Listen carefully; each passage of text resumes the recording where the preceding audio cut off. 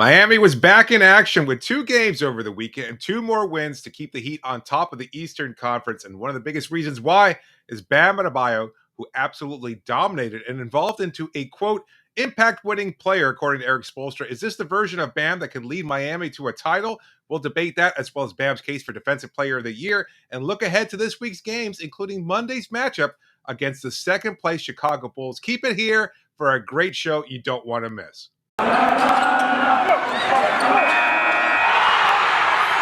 You are Locked On Heat, your daily Miami Heat podcast. Part of the Locked On Podcast Network, your team every day.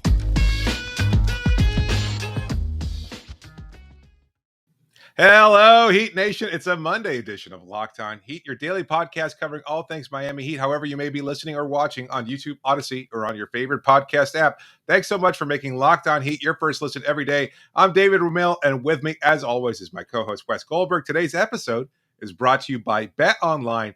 Betonline has you covered this season with more props, odds, and lines than ever before. Betonline, where the game starts. Well, the game started on Friday for Miami, resuming their regular season after the All-Star break, traveling to the Big Apple to beat down the Knicks, something that all Heat fans appreciate, 115-110, and then came back to FTX Arena to take on a shorthanded Spurs team. Another win, 133-129.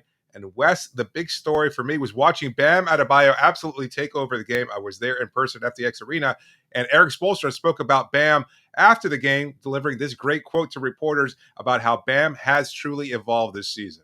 Bam is just really coming into his own as an impact-winning player, and really coming into his own as a great player in this league. And there's so much that he has on his plate that he has to constantly make reads. During the course of the game, when to facilitate, when to be aggressive.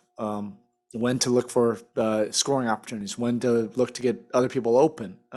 It's a whole lot more nuanced than the average fan could possibly understand. And he's just making exponential, growth and strides as the season goes on.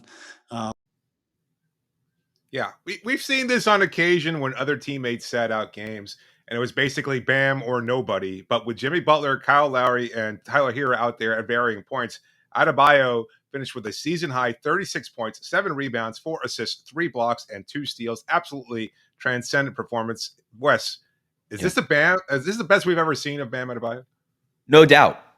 No doubt, right? I mean, I think the closest thing would have been the 2019 playoffs in the bubble, right? And that stretch that he had. And that's kind of when we saw him blossom defensively. Oh, wow, he could do this on the biggest stage, the block against Jason Tatum at the basket, right, and all of these things. Offensively, he's never been quite this great. And I think what Spo is saying there, striking that balance between facilitating, because we have long talked about how he is the hub of the offense, the dribble handoffs and all those things, the pick and roll and stuff like that. But now he's starting to figure out, all right, when do I just do the offense? When do I just go through the dribble handoff and all these things that I can still initiate better than maybe anyone outside of Denver at my position? Or when do I just sort of freelance, ad-lib, do my own thing, attack the basket? When do I – and he's noticing when he's got, defending centers wrong-footed and he can go in one direction. Oh, yeah. He's like noticing where his little creases are, and that's such a huge difference. And that's a leap that every offensive player who turns out to be great has to make, because now you don't get to just rely on your athleticism. And there's no doubt about it that Bam is a terrific, unbelievable athlete, but it's pairing that athleticism with the decision-making, pairing that athleticism with finding those creases in the defense that allows you to attack a little bit more often. And now Bam is hitting that stride. And you look at what he's done over the last 10 games, David, it's ridiculous. 22.7 points per game on 15.7 field goal attempts per game. He's shooting 56.7% in those last 10 games.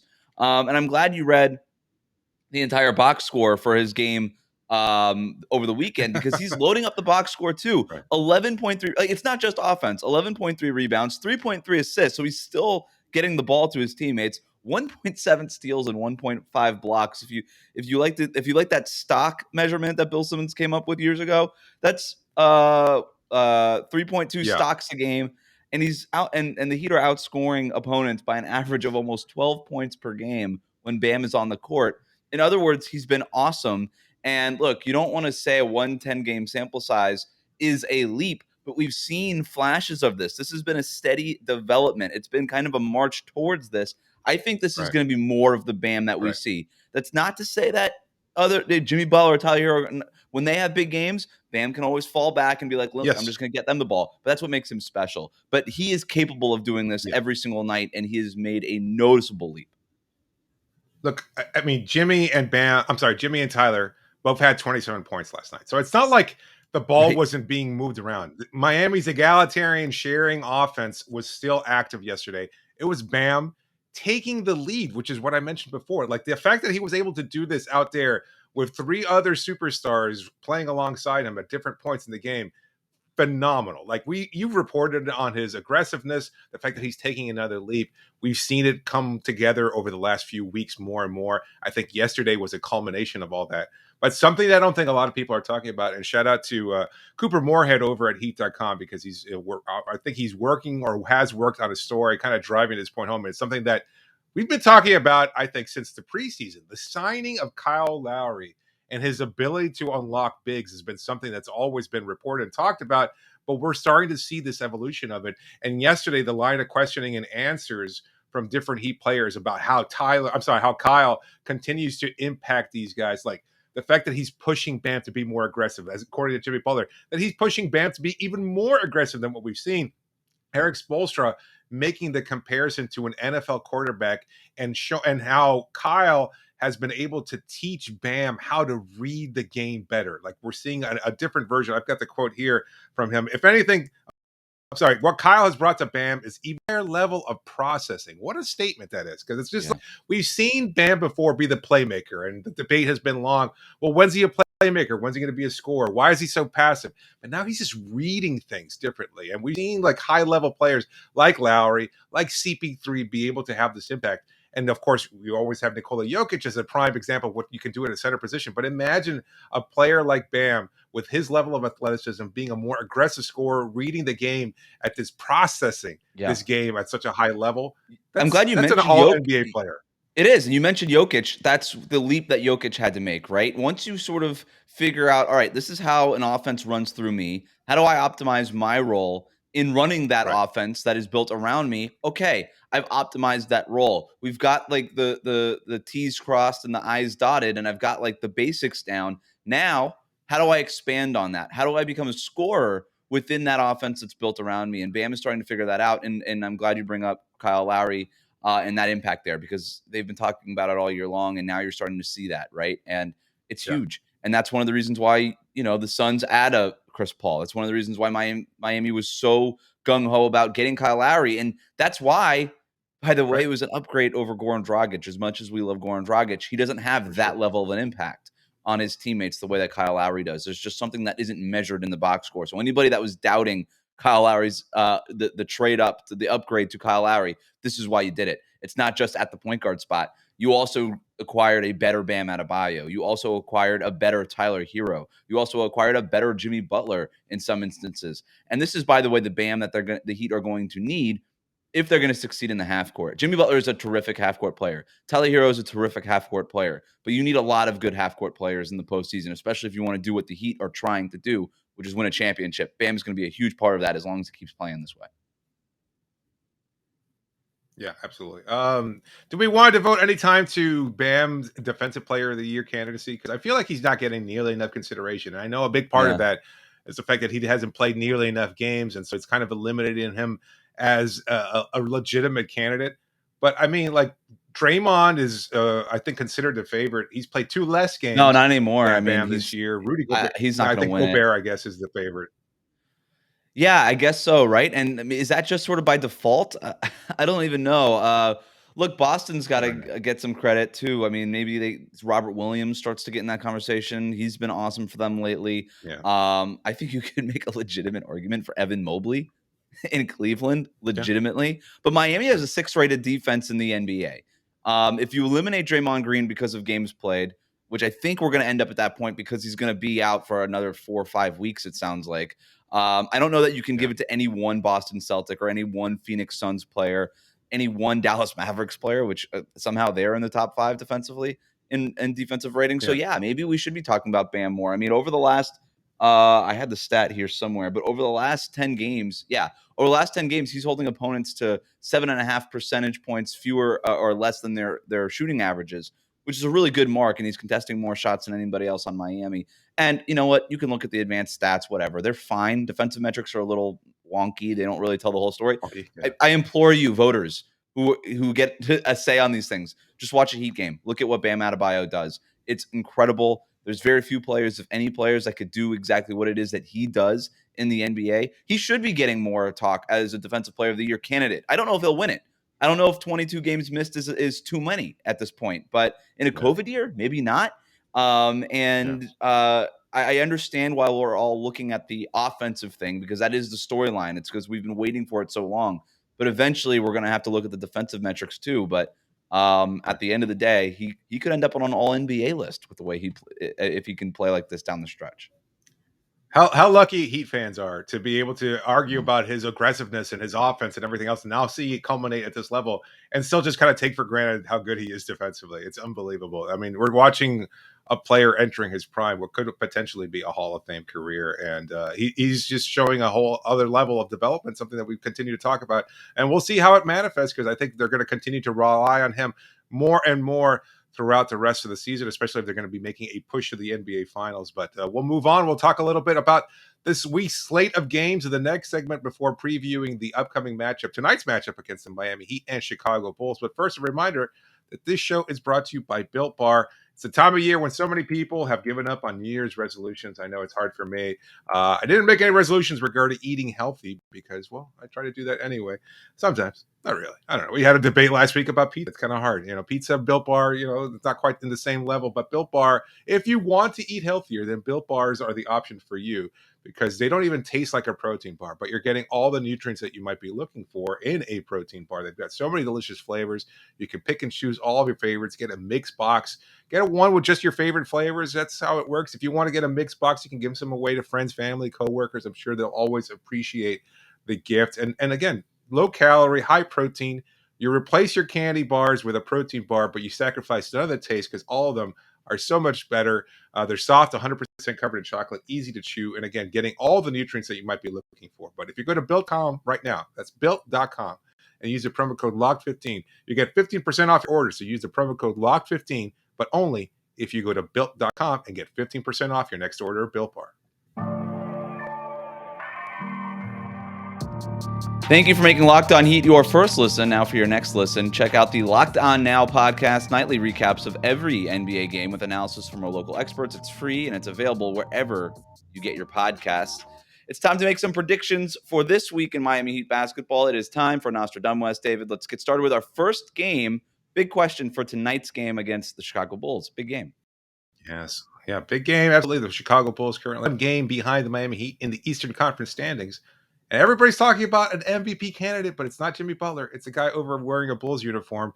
Can the Heat, Nostradamus, can the Heat slow down DeMar DeRozan? DeMar DeRozan over the last 10 games has scored at least 30 points in each of those 10 games. The last time that these two teams played, the Heat and the Bulls, the only time that these two teams have met on November 27th, the Heat won, but DeMar DeRozan, 28 points on 11 of 19 shooting. So they couldn't slow him down then, just 2 points below this 30-point streak.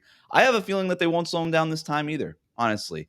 But I agree. They didn't necessarily need to slow down DeMar DeRozan the last time they played, because again, they won that game. They need to slow down everybody else. It sounds like they will have Zach LaVine healthy and ready to go Monday night. He played over the weekend for Chicago. Still going to be without Lonzo Ball. Still going to be without Alex Caruso. So maybe this is an opportunity for Miami's guards to score a little bit more without Chicago's defensive-minded point of attack guards in the game.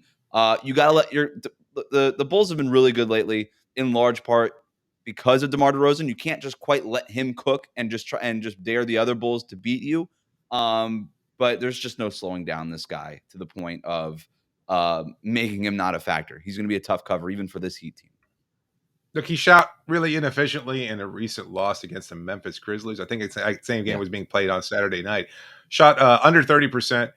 10 of 20, or about 30%, 10 of 29 from the floor. And a lot of those were just normal shots that he takes. He's like Jimmy Butler in many regards, kind of forcing shots from the mid range, averse to taking a 3-point shot and looking to draw contact and get to the free throw line. But his mid range game, a lot more solid than Jimmy's is. So I'm sure Heat players will have some sense of familiarity. And Kyle Lowry, certainly, given his strong friendship to DeMar and everything else, he's going to know his tendencies. It's going to be an interesting battle. I'd like to see how those two guard each other on occasion there, but it's going to be Jimmy will probably start on him. Yeah, that's what I'm thinking. Yeah, but obviously the Heat will switch enough, and Chicago likes to force a lot of switches. But then I could see Caleb Martin getting some run on him at points in the game too, and he's been really good. He's been talking about a guy over the weekend. Caleb Martin had a really nice impact every time he came into the game for Miami. Let's go to our next game. Well, as a quick aside, because Caleb Martin, something I noticed yesterday against the Spurs, like Lonnie Walker Jr., I'm not sure if it came across in the broadcast. He had like a little run there in the third quarter where the Spurs were making a push to tie the game up. And he hit a big three, had a huge monster dunk, kind of started talking a little smack a little bit. Started getting into it with Caleb Martin. Then Caleb locked him up for one possession. Caleb started talking back. So he's become that kind of guy where he's just so confident in his defensive abilities to be able to lock somebody up. And it's good to have another weapon like that. Yeah, absolutely. Well, Wednesday, the Heat go to Milwaukee to take on their rival, the Bucks. Can Miami's big three outplay Milwaukee's big three, Nostradamus? Milwaukee's big three of Giannis, Chris Middleton, and Drew Holiday are a plus 9.9 net rating this season when they're on the court together. Miami's big three, which I guess you could debate what their big three is right now, but I really wouldn't. I still think it's Bam Adebayo, Jimmy Butler, and Kyle Lowry. They're a plus 8.4, which is good, not great. And Milwaukee's big three is good, not great, especially when you compare Milwaukee's big three last year, which is blowing opponents out of the water. I don't know if Miami's big three will outplay Milwaukee's, but I don't know that they have to, David. I think they just need to play them even, because if they do that, I think the Heat have much more depth and they can win this game with their depth as long as their big three plays Milwaukee's big three to an even, ish kind of score. Yeah, a good statement game. I know they were asked about it yesterday. Heat players looking forward to the matchup against some of these top teams in the Eastern Conference. And I'm sure that there's no love lost between the Heat and Milwaukee Bucks. I'm sure PJ would want to have a good game against his former team, et cetera, for Jimmy to show out. This new version of Bam, I'm curious to see how that matchup plays out, because it really hasn't been much of a factor in terms of like what Giannis does defending Bam. But now that Bam has become such a much more integral part of Miami's offense, how Antetokounmpo, who's a defensive player of the year candidate himself, manages to hinder Bam. That should be an interesting matchup. But we'll move on. On Thursday, that's a big game too. The Heat still on the road. They go to Brooklyn and they take on the Nets. Can the Heat cruise to a win over the Nets without Kyrie Irving in the lineup? So right before we started recording this, David, we got some news from the New York mayor saying that he is going to lift this mask mandate. Now, that's not going to happen before that game Thursday. Right. So it doesn't really impact this game in particular. Kyrie Irving, the last time these two teams played in Miami, he was available, obviously, because it was in Miami. And he had 20 points in that fourth quarter to kind of make the Heat sweat in a 115-111 win. The Heat are not going to be sweating Kyrie Irving's presence in this game. He's not going to be available. Goran Dragic will. And so can the Heat go toe-to-toe with Goran Dragic there? Will Goran Dragic be motivated, saying, hey, you guys weren't even interested in me. Let me show you why maybe you should have been. I could see Goran Dragic. I know he's got love for the organization, but that doesn't matter when you're playing these games. If anything, it's probably a detriment to the Heat, because you like that kind of is the competitive fire that a lot of these guys feed off of. So that's what I'm looking at, is the Goran Dragic factor in this game, considering that there is no Kyrie Irving. Yeah, no, good point. And look, second night of a back-to-back also. I'm not expecting Miami to cruise to a win over anybody at this point. We saw against the Knicks that they struggled early on in the first quarter, and then eventually came back to dominate. Same thing happened against the Spurs, who were severely undermanned with three of their top starters. And, you had guys come in and just play with much more energy. And the Heat, that's just kind of been their MO for most of this regular season. They always find a way to come up with a victory, or at least they usually do. I'm not so sure that'll be the case on Thursday, because, again, the second night of back-to-back, that's usually when the team is a little bit more exhausted, given the energy level, the emotions. And they've not been One good of these games is going to be a real season. stinker. I'm not sure if it's Wednesday or Thursday, but that's all. Right. So it's going to be interesting to see how they start off against the Bucks and going against a rival team. or whether or not they have to just wind up finding a way to win on Thursday against the Brooklyn Nets. But, they could be entering like a Saturday's matchup against the 76ers with a 2-game losing streak. That would not be great. I know a lot of Heat fans will freak out if that happens. But one thing that you also have to consider when going up against Philadelphia, Nostradamus, how do they defend the Harden Embiid pick and roll? I don't know about you, David, but I've been watching a lot of these 76ers games since James Harden, all of them. I think it was only 2 or 3 of them. There is a lot of pick and roll happening right now in Philadelphia. I would say it's basically 100% of their offense at this point is just Joel Embiid screening for James Harden when both of those guys are on the court together. And look, that makes a lot of sense. If you're Doc Rivers, you are trying to create some sort of offense, on the fly right now. Well, just put your guard and your big man in a pick and roll and just test defenses, dare them to stop them. And it's been really effective for Philadelphia so far. They're 2-0 since getting James Harden or since James Harden has been playing. So I expect Miami to see a lot of that pick and roll, and I expect them to switch it initially. So it'll be interesting to see how they try to go to a zone and dare James Harden to shoot. I would probably guess that we might see a little bit of zone, but it probably was not going to work because James Harden is a really good 3-point shooter. Do they just put Bam on Joel Embiid and not switch those actions because Joel Embiid can get switched onto Kyle Lowry or Duncan Robinson, God forbid? Duncan Robinson could foul out in the first 6 minutes if that's the case. So I don't know. It'll be really interesting to see what kind of game plan Eric Spoelstra rolls out, if any at all. Do you even want to show your cards at this point, or you just say, you know what, let's just switch everything normal, see what happens, and then at least we have the film for it for the next time we play this team and maybe even for a playoff series. So it'll be interesting to see how Spo plays this one. My guess is that he's going to try to win this game, just call it a hunch. But it'll, like I said, it's going to be really interesting to see if they go full switch or if they try to do some other things. How much run do bigger centers like Dwayne Dedmon, maybe even if he's back from these back issues, Omer Yurtseven, how much run do those guys get, specifically in matchups with Joel Embiid? There's a lot of options here. I don't know what you think. No, I'm glad you brought up, Spoelstra kind of adjusting and things of this sort because they don't have enough film yet to kind of prepare for this. And this is kind of how this team operates. And look, I'm imploring fans right now. They're probably going to get blown out just because they're riding an energy high. This happens at this point of the season. You make a trade, you swing the energy around. You're committed now. You've got the bad blood, the bad energy, the bad vibes of Ben Simmons elsewhere. And now it's like, yeah, everything's great. We're all happy, keen, and moving forward with James Harden, who is, again, an all-NBA player and has been for a long time. And so now everything is reinvigorated in Philadelphia. We're back on title track. This is the way it was supposed to be. This is the culmination of the process, for years and years now. They're at a higher level. They're playing at a high level, and that's fine. They probably will beat Miami on Saturday. And you know what? You have to live with it. I'm imploring fans right now, don't overreact to it. Because why? Because you've got Eric Spoelstra and not Doc Rivers. He's going to watch the film, and if these two teams match up, whatever happens in this first matchup doesn't matter in the playoffs because Eric Spoelstra is going to figure it out just like he always does. He'll have the film. He'll be able to prepare. He'll get this team ready. That's a difference maker. What happens on Saturday during the regular season, not a concern, whether it's a 20-point loss or not. I know Sixers fans will want to take that and they'll ride that for the rest of the season. But guess what? That's the team that's fallen apart in the playoffs. That's the team of Embiid and Harden and Doc Rivers, who've all shown at different points in time that they can't handle the pressure, the ability to adjust during the in-game series the way Eric Spoelstra and the Miami Heat can. But we'll move on.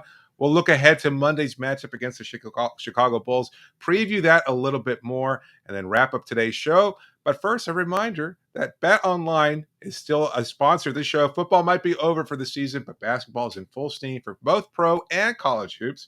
From all the latest odds, totals, player performance props to where the next fired coach is going to land, BetOnline.net is the number one spot for all of your sports betting needs. BetOnline remains the best spot for all of your sports scores, podcasts, and news this season. And it's not just basketball. BetOnline.net is your source for hockey, boxing, and UFC odds. Head to the website today or use your mobile device to learn more about the trends and action. BetOnline, where the game starts.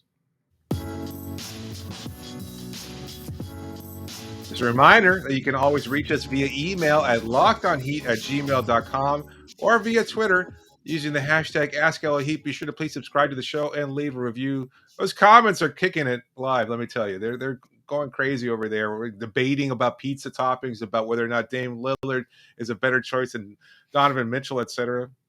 We love getting that feedback from you guys. Thank you so much for always being an active part of what makes this show so special. But you know what? We'll move on and talk a little bit about the Monday night matchup. Number 1 versus number 2 in the Eastern Conference, the Heat versus the Chicago Bulls. As you mentioned before, no Alex Caruso, no Lonzo Ball, but they still got an MVP candidate over in DeMar DeRozan. They've got Nikola Vucevic there. What are you looking forward to the most in that? Is it DeMar? Is it something else? No, I mean, number one, you want to try to slow down DeMar DeRozan, but we talked about that. You just look at these two teams, the way that they're coming into this game. I know Chicago is coming off of a loss to Memphis, but Miami 8-2 in their last 10 games. Chicago 7-3 in their last 10 games. Miami is a plus 4.6 point differential on the season. Chicago a plus 2.2, which is why some people think that the Bulls are a little bit more of a shaky contender compared to a team like the Heat, which currently has the second best point differential in the Eastern Conference. But the way Chicago is playing right now, we could talk about whether or not they're legitimate contenders or not, but they're a legitimately hard team to get through right now. And for Miami, why it's important right now is because I think the number 1 seed is really important to the Heat. I think they need the number 1 seed. And with Chicago breathing down their necks there in the standings, this is a really important game for them to get, not just because of the tiebreaker, but because they're only a game apart as we are talking in the standings. Yeah. So a couple things I'm looking for, if I'm going to go 3 keys, if we want to kind of do it old school like that. What are your Taco Bell keys to the game? There we go. Sorry. I'm Keep stealing a bit from Valley Sports. keeping turnovers low. Number 1. Is that sponsored by Taco Bell and Valley Sports? Good for them. Yeah. Keep turnovers low. Chicago is 10th in the league in scoring points off of turnovers. Miami commits the 3rd most turnovers in the league. So that's going to be a key. That's going to be one way that if Miami starts throwing the ball away and committing careless turnovers, that's going to be one way that Chicago can sort of hang in this game and maybe even win this game. So that's the first thing. Yeah. As far as the second thing I would say is just get into the paint. Miami gets they're the number 1 paint scoring team in the league, or really close to, next to the top. Chicago gives up the 7th most points in the paint this season. So as far as getting into the paint, that's why we kind of circle back to what we were talking about at the top of the show, David, and that's where Bam Adebayo comes in. Obviously, Jimmy Butler, Kyle Lowry, Tyler Herro driving and kicking. But this is really where Bam Adebayo can shine, because that matchup with Nikola Vucevic has made a career of giving Miami fits, but defensively, I think he's really susceptible to Bam going off for maybe, I don't know if it'll be another season high of 36, but if Bam gets close to that, I really like Miami's chances. What do you think about Bam versus Vucevic? Because that's a good matchup.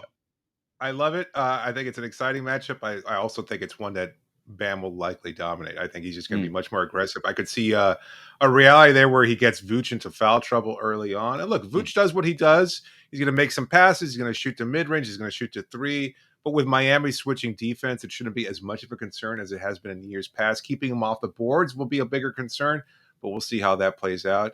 It's a good matchup. I still like you said, I think Bam's ability to drive to the hoop now, what we've seen more and more often. Look, he still has, you know what?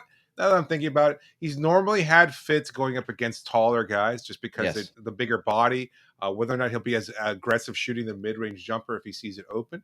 So it's going to be an interesting wrinkle to see, but I think I'm leaning more towards Bam being able to dominate the matchup individually. Yeah, you would hope that whatever leap he has taken right now helps him in that regard, right? You can't be – I know that Vucevic is a bigger body and stuff, but he's much slower than Bam. He's got to use that first step and get by him, and I look forward to seeing how he approaches that. Last thing is just challenge Chicago's mid-range game. It's the number 1 mid-range shooting team in the league by far. A lot of it is DeMar DeRozan, but also Zach LaVine and a lot of these other guys that they have on this roster. They're a very good mid-range shooting team. Miami's switching defense – that could give up some mid-range shots, but at the same time, if you have guys like Bam Adebayo and Jimmy Butler sort of draped on Zach LaVine and DeMar DeRozan, can they limit that? That's going to be a huge thing to watch. Can you at least just challenge them? You're not going to take Chicago out of their offense. They have 2 of the best mid-range shooters in the game, and they have DeMar DeRozan, maybe the best mid-range shooter who is healthy now that Kevin Durant is sidelined for Brooklyn. You're not going to take away that part of his game. Can you just make it difficult for him? That's a key. Don't let them walk into those easy mid-range jumpers. Right. And avoid foul trouble. Again, like I said earlier, DeMar's ability to get to the line is just up there with Jimmy Butler. He's going to look to draw contact. Now, I think Miami does generally a pretty good job of that. Something I saw against the Spurs, they were getting killed a lot in the pick and roll situation. The soft coverage there, the switch, not exactly at the point it was. And we've seen PJ Tucker on those soft switches kind of burden a little bit. I wonder if they'll be able to take PJ out defensively and then be able to just blow past, say, a Kyle Lowry or somebody like that when they're in the game, or a Duncan Robinson. We saw that. Devin Vassell, I think, had a number of drives to the hoop against the Spurs in similar situations, and you wonder whether or not they'll be able to do something similar with an athletic wing like Zach LaVine, who's a very good player. And look, as many people as they talk about his three-point shooting, he is a slam dunk contest winner.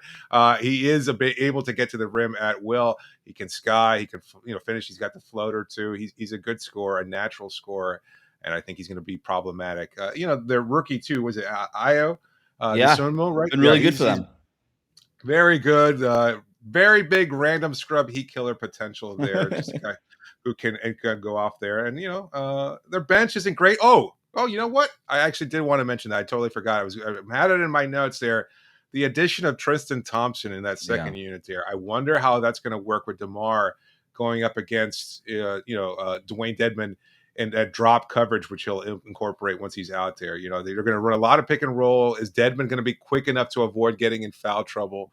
Will he get in foul trouble? Maybe we'll see a small lineup again going up against that second unit there. I was wondering that. Were you saying that? Do they go a little small at times? That could be an option for them if the score gets a little out of hand. Certainly. Any chance of making a prediction, or are you going to stay away from that? Okay, that was all about Nostradamus. No, not even Nostradamus. You missed the segment. Yeah. All right. Well, anyway, we'll give you, of course, a full recap of that Bulls game. So make sure you come back here immediately after to get the best news coverage available on that game, and of course every other game for the Miami Heat. Thank you so much for making Locked On Heat your first listen every day. Now make your second listen Locked On NBA. Locked On experts covering the biggest stories around the NBA every Monday through Friday in less than 30 minutes. It's free and available wherever you get podcasts. I'm David Ramil, signing off for now. Thanks so much for joining me, Wes. Wrap it up, B.